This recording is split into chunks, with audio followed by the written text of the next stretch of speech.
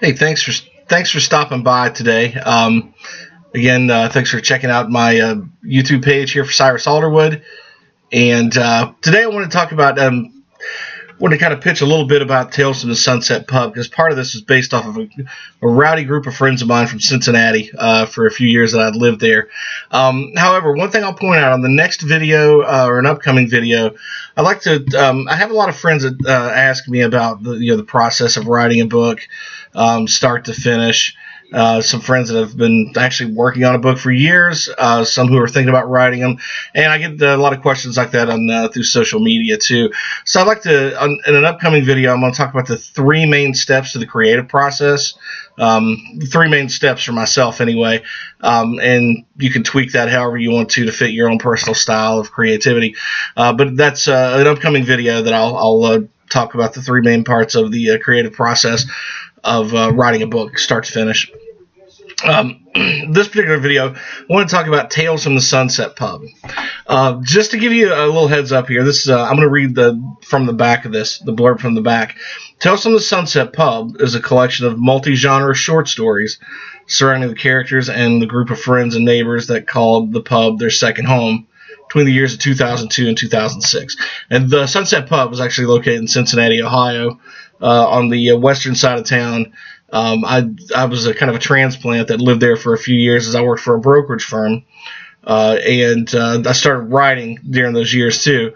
But first I lived on the east side, then lived on the west side, and kind of realized, man, there are a lot of people who don't even know either side of town that never leave, their own neighborhood. And I thought it was kind of unique, and ran into a lot of other people that were either from Cincinnati or transplants also. So it was a good mix of blue-collar and white-collar workers in this particular neighborhood between those years. And since then, the kind of neighborhoods went downhill. But you'll find stories ranging from the twisted history of some of the patrons from the battlefields of Vietnam to the dark alleys of the city to the hilarity that ensues when best friends journey to Las Vegas.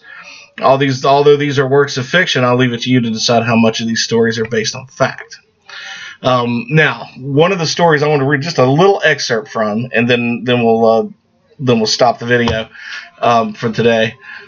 But the particular group of friends, I had a group of friends that during the year, I think it was 2007 or so, or right around 2006, 2007, had decided they were all going to go to Vegas. And these are a group of friends that I'd worked with or knew from the pub. And they'd asked me to go. And unfortunately, at the time, I'd left the company I was working with to start a new firm, start a small business, and it was really taking up all my time, energy, and money. So I wasn't able to go on that trip. But anyway, these group of savages, they go out there, and this story is actually based on some real guys. And of course, I changed the names to protect the guilty, right, and the nefarious. But I'll just read just a little excerpt from this. This is from the story, What Happens in Vegas, and it starts on page 93. But the excerpt I'm gonna read is on 105 of Tales from the Sunset Pub. Bain and Derek finally convinced Walden to join them as they went from one strip club to the next, tearing ass through Vegas on a drunken binge of epic proportions. Not epic by Vegas standards, but certainly epic by any reasonable standard for the folks back in Cincinnati. Aside for grabbing a power nap here and there, Walden had managed to continuously carry one hell of a long buzz well into their second night in Vegas. As for Bain and Derek, they had switched to water.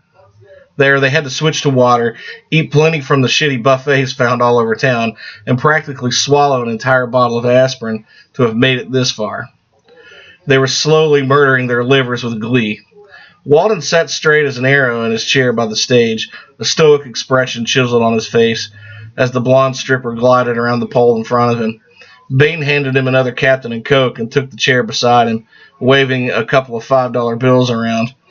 Derek hadn't bothered to sit, not when he could slosh his drink around and dance in place, motioning for the vixen to come closer so he could tip her appropriately.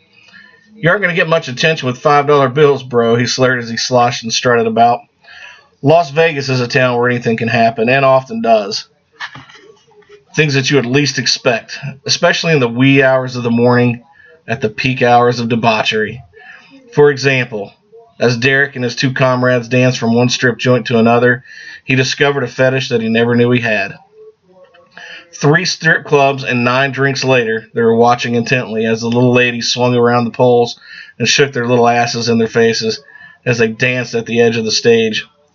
Little is the operative word. Derek's eyes lit up as he watched the midget strippers command the attention of everyone in the place. No one could pry their eyes away from them as they leapt off stage and landed in the laps of the sweaty patrons. A blonde midget stripper named Ashley strutted past Derek twice before pointing at him, then slowly sucking her finger as she swiveled her hips. Then she too jumped from the stage and landed in his drunken arms. He fell back in his seat, the topless woman draped across him. "I think I love you," he confessed. "Of course you do, baby." After running out of cash on hand, Derek stopped at an ATM for more when they left the strip club, midget strippers close behind. No way he was leaving Vegas without having dinner with these lovelies and stealing a kiss or two. He told them as much after he slurred his marriage proposal to Ashley, vowing to consummate his love for her later that night. Walden wasn't sure if it was legal in Vegas to marry people while they were drunk, but he didn't care. He and Bane left him to his parade of midget strippers as they wandered off into another buffet. Anyway, that's from what happens in Vegas. I'm not going to tell you what happens next, because I want you to read the story, because it is freaking hilarious what happens with this guy and the midget strippers, and then Bane catching his ass on fire, and what happens with Walden because he's 2 days late getting back to Cincinnati to meet everybody at the pub. But it's a hilarious book. There's a couple of stories in there that are a bit edgy, but just to give you a heads up, it's I do book in the book with 2 short stories. The first one's called The Beer Poet, and then the very last one is called A Dish Best Served Cold, which is kind of like the Revenge of the Beer Poet. So the other stories in there are The Ballad of Carter Ford, Blind Date, which follows Walden, which is based off a good buddy of mine. The character is based off a friend of mine who, after he had a long relationship with a girl there, lived up a couple houses up from the pub, they broke up, and he ended up getting onto one of these dating sites. Actually, I think he got on every dating site. I don't know. But one weird date after the next. Now, there were a couple of sweethearts in there, mixed in there, but those didn't work out. But finally, my buddy got married. So the next story, Bad Religion, Saints and Sinners. Well, then what happens in Vegas, The Great American Conspiracy Theorist, which is based off of a bartender that worked there initially in the early years. And then the last story, A Dish Best Served Cold. So I did dedicate this to all my buddies at the Sunset Pub. Several of the characters in there are based on in that book are based off of real people that I ran into in the pub all those years. Everybody got their name changed except for Doug. Screw him. He's a wild man. I'll throw him under the bus on this one anyway. He's a good friend of mine. Haven't talked to him in a long time, but salt of the earth, better person you couldn't find. So anyway, Tales from the Sunset Pub. Check it out on Amazon. You can get it on Kindle for $3.99, or you can order a paperback for $9.95 off of Amazon. If you'd like a signed copy, find me on Facebook. You can email me at cyrus.alderwood@gmail.com. And then I can give you the PayPal information. You can tell me where to send the book if you like a signed copy. It's $15 if I'm mailing it in the U.S. If it's outside of the U.S., I add a few extra bucks because I had sent a couple to Canada, and they charge a little extra up there. And you never know when you're going to get your book. It'll take a little longer to deliver. But thanks again for stopping by. Next time we'll cover a little bit about the creative process for those who are looking to write a book. So please share this video with friends and share the book. I'm an independent author, so we got to get the word out about our books the best way we can, and with little or no advertising budget, do what we can here on YouTube. So thanks again for stopping by, and cheers.